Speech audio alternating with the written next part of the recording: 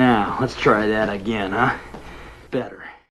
Big Trouble in Little China isn't just a cult classic. It's a genre-defying masterpiece that feels like something only John Carpenter could have pulled off. It mixes mysticism, horror, comedy, and action into a single bag that enters like a chaotic adventure and exits like a story to remember. The film stands proudly alongside Carpenter's other iconic works, like The Thing and Escape from New York, without much trouble. Yet despite its popularity and Hollywood's recent trend of reviving franchises, it seems we won't be getting a remake or sequel anytime soon. Even though Kurt Russell has expressed openness to reprising his role, the chances of this project coming to fruition appear slim. So instead of waiting for a sequel, fans of Big Trouble in Little China can dive into the deleted scenes, which offer more insight into Carpenter's original version for the film, and provide added context around characters like Lo Pan and Egg Shen. Before we get into our explanation, we have a very small request. If you like our content, please support us by subscribing to our channel. This is a small click for you, but for us it means a lot. Thank you. Let's begin.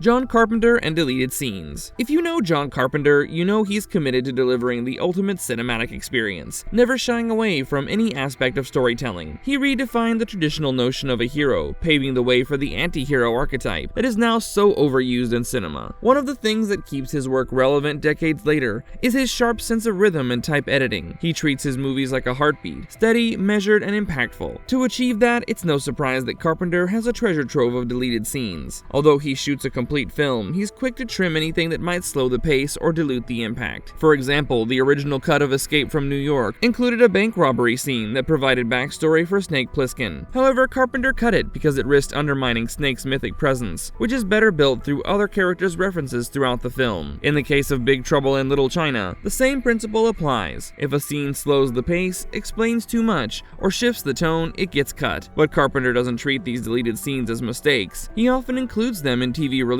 or Blu-ray editions, allowing fans to see what was left on the cutting room floor. So let's dive into the deleted scenes that didn't make it into the final cut of one of our favorite films. Miao Yin. Miao Yin's job. There's an extension of the airport scene where we get a little bit more insight into Jack and Wong's dynamic, apart from the relationship that's been depicted in the movie, and along with that, we also get to hear some words from Miao Yin herself. As the scene opens, we witness people waiting for the passengers, and right then, Wong comments about how Miao Yin is always punctual. Jack, being the typical stupid individual he is, ends up assuming that Miao Yin is a pilot, but later on discovers that she's an accountant, who's also going to help Wong sort out his books. Jack instantly points out that one of her first tasks after joining should be related to subtracting $1,148 times 2, hinting at the pending payment of his gambling winnings. I like how the scene keeps up Jack's charm by not letting him do the complete math and keep the formula in his head. Later, we also manage to get a bit more from Gracie and Jack's interaction as the Lords of Death shove past them. Gracie readily calls them out as assholes, and then for a second there, she also starts wondering why they're also there. Miao Yin also gets to utter some words at the passport control, which was entirely missing from the film's final cut. But then the Lords of Death managed to catch hold of her, along with a scuffle with Jack that leads to the two heroes giving them a chase.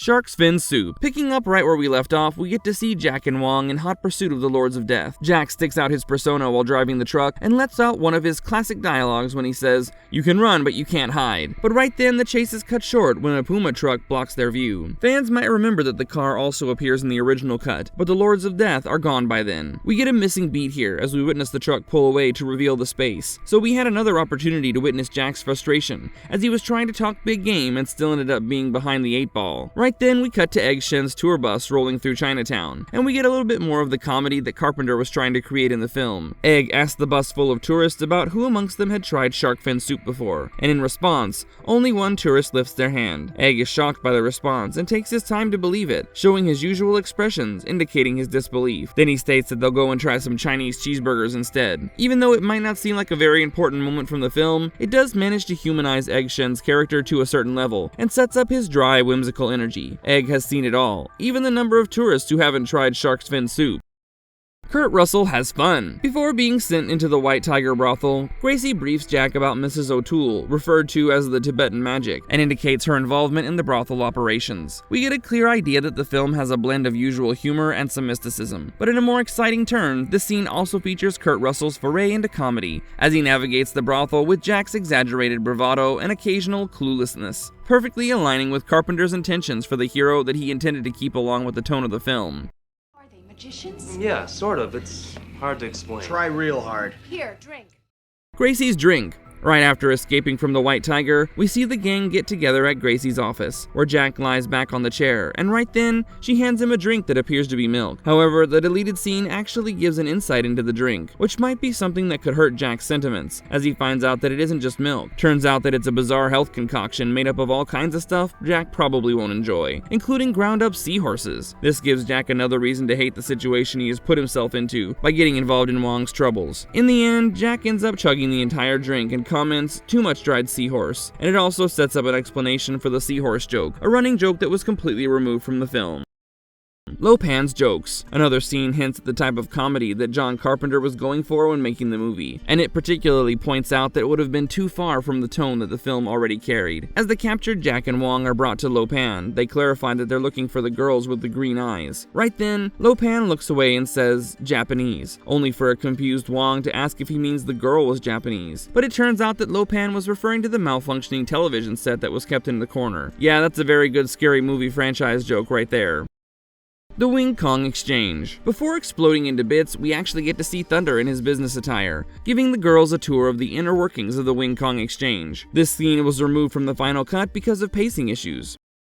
Carpenter's Roar. One of the alternate cuts of the scene set in the Bog of the Dead Trees shows Egg Shen leading Jack, Wong, and Chang Sings through the underground passage that doesn't look safe at all. But as they go through this passage, Egg Shen hints at the deeper lore surrounding Lo Pan, providing a lot more comprehensive detail that has been removed from the theatrical cut. But even though that happens later in the film again, there's one thing to notice here. The sewer demon doesn't appear because, in the theatrical cut, it was more important to showcase the stakes of confronting Lo Pan. Instead, we hear an off-camera roar that's supposed to indicate the creature. However, the most exciting thing about this bit is that according to some sources, John Carpenter provided the sound effect for the roar.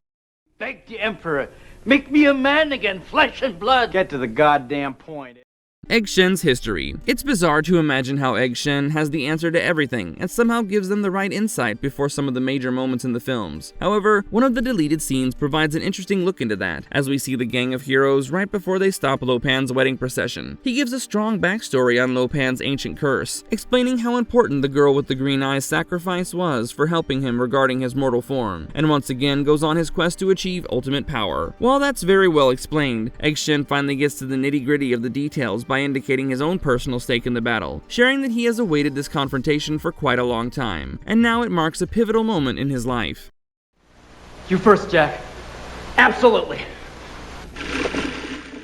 Jack's bravery. Once again, Jack Carpenter lets us in on Jack's true persona, which isn't subtly kept from the film, as we see the escape after Thunder's hilariously explosive demise. Jack, Wong, Gracie, and Miao Yin reach a hole that would lead them out of these passages, and right then we discover that Egg Shen is waiting for them with a grappling device to hoist them up. Miao Yin and Gracie are the first to ascend, followed by Jack. That's what we see in the theatrical cut, but it turns out that Jack has a small exchange with Wong before going up next, as Wong offers, "You should go first, Jack." Jack, being the typical opportunistic individual we've known from the beginning of the film, accepts the offer with "absolutely" and gets promptly pulled up, leaving Wong behind momentarily. Yeah, Jack already had a terrible week, so it isn't surprising to see him getting out of this hellhole before things get worse.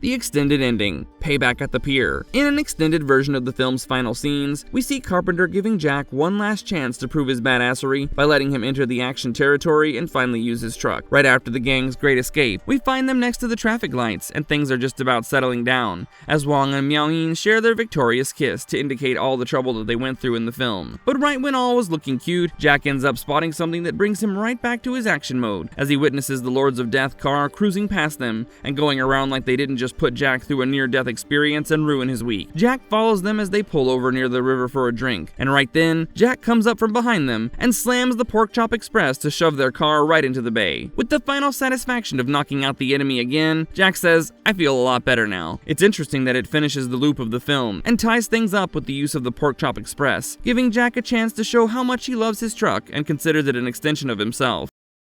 parting with Egg Shen, and more. Right after the ending of the movie, where Jack parts ways with the rest of the gang in a rather emotional tone, a tiny extension goes a long way. You might have seen Jack enter the truck and drive off in the original cut. Still, one of the deleted scenes gives him a final heartfelt exchange with Egg Shen, which could have paved the way for future interactions if Jack ever needed his help. Even though the two won't agree, Jack shares a stronger relationship with Egg Shen, as he somehow manages to smooth out Jack's rough around the edges persona. And right then, when he's about to drive off, he notices something weird on the back of his truck, as he finds a gross and sticky trail left behind by something that might have gotten onto his truck. It isn't a long scene and passes by in seconds, but it perfectly sets up the stage for the big hairy surprise that appears in the film's final shot, as the wild man clings onto the Pork Chop Express.